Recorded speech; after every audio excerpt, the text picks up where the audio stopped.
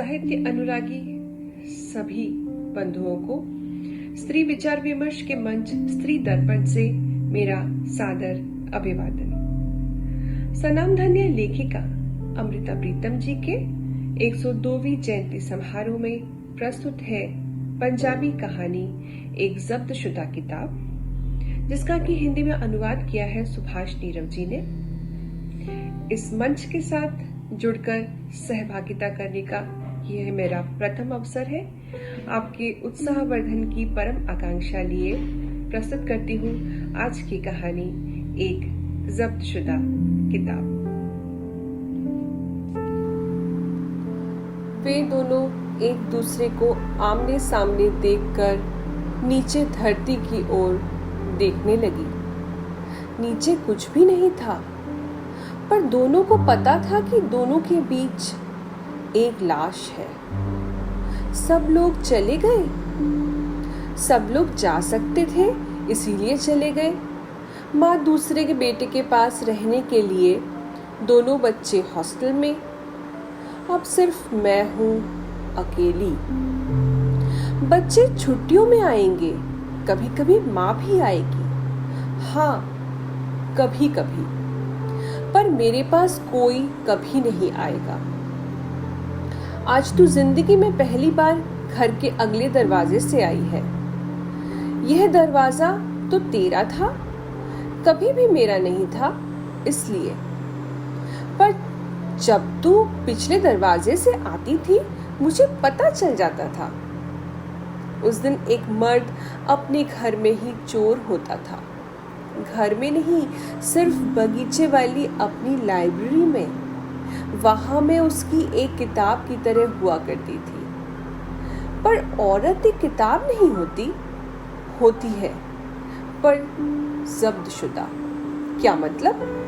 यही कि तू शादीशुदा थी, मैं नहीं। एक औरत जोर से हंस पड़ी। शायद उसका सारा रुदन हंसी की योनि में पड़ गया।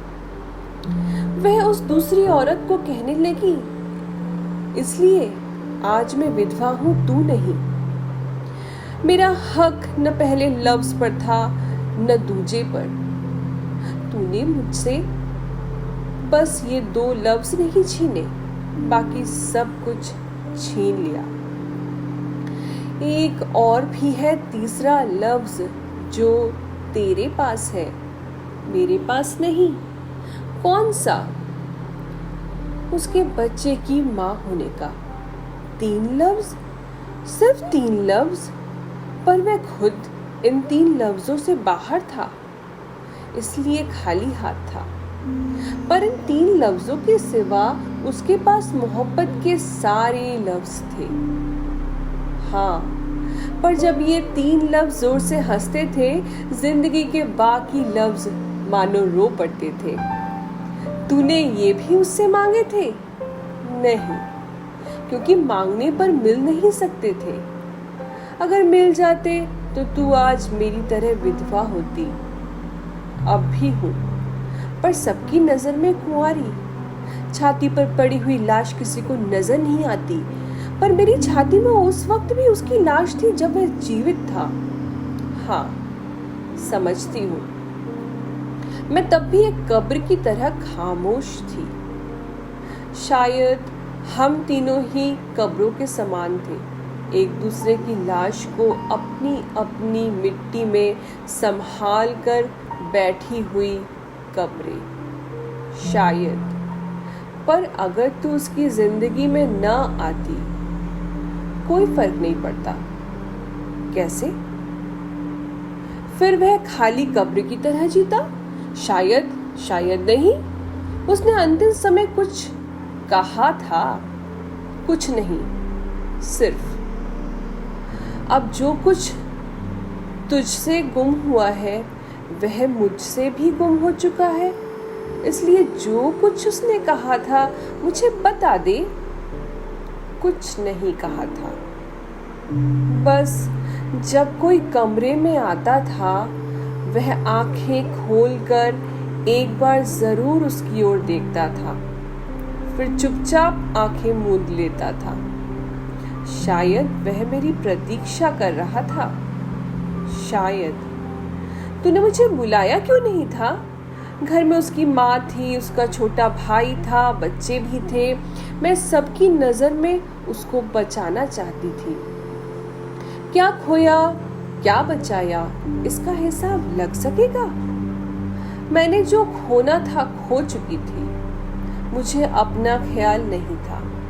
तूने ठीक कहा, अगर मैं उसकी जिंदगी में न आती, मैं नफरत के दुख से बच जाती, और शायद दूसरे दुख से नहीं बच सकती थी। दूसरा दुख खालीपन का। शुरू से ही जानती थी, पाकर भी कुछ नहीं पाया। वह मेरे बिस्तर में भी मेरा नहीं होता था। खाली खाली आंखों से शून्य में देखता रहता था। फिर तो तुझे तसल्ली होती होगी अगर वह अंतिम समय में सिर्फ शून्य में देखता। शायद होती। यह तसल्ली जरूर होती कि उसकी लाश पर सिर्फ मेरा हक है।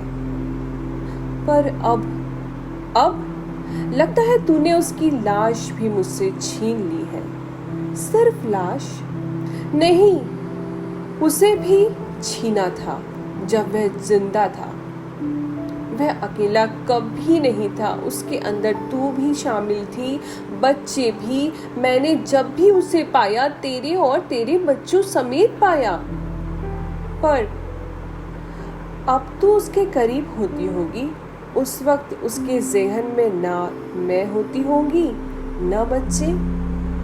कुछ चीज़ों को याद नहीं करना होता, वे होती है, चाहे दीवार से परे हो, पर इससे कोई फर्क नहीं पड़ता। उसने तुझे यह बताया था। यह कहने वाली या पूछने वाली बात नहीं थी। जब वह कभी अकेला होता तो शायद पूछ लेती, पर वहाँ लाइब्रेरी में वह सदैव तेरे पास अकेला होता था, जहाँ उसकी बीवी एक खुली किताब सी होती थी और बच्चे भी किताब की तस्वीरों की तरह। और तू, मैं एक खाली किताब थी जिस पर उसने जो इबारत लिखनी चाहिए कुछ लिख ली। तन की इबारत भी, हाँ तन की इबारत भी। वह बहुत देर बाद की बात है। बहुत देर बाद की? किससे बहुत देर बाद की? मन की इबारत लिखने से बहुत देर बाद की? क्या उस वक्त भी मैं एक खुली किताब की तरह उसके सामने होती थी? हाँ, होती थी। लेकिन इसीलिए वह हमेशा एक कांपती हुई कलम की तरह होता था। वह बच्चों को बहुत प्यार करता था। हाँ, इसलिए उसने अपना दूसरा बच्चा दुनिया से लौटा दिया था। दूसरा बच्चा? वह मेरी खाली किताब में एक फटी हुई तस्वीर जैसी बात है। दोनों गहरी चुप्पी में खो गई। पहली खुली हुई किताब की भांति और दूसरी खाली किताब की भांति। फिर पहली ने ठंडी सांस भरते हुए कहा, पर आज तू मेरे पास क्यों आई है? क्यों? पता नहीं। मैं ही तो तेरे रास्ते की दीवार थी। वह दूसरी पहली के कंधे पर सर रखकर रो पड़ी।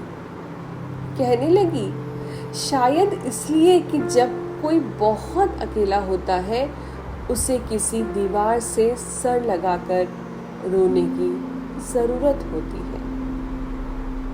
धन्यवाद।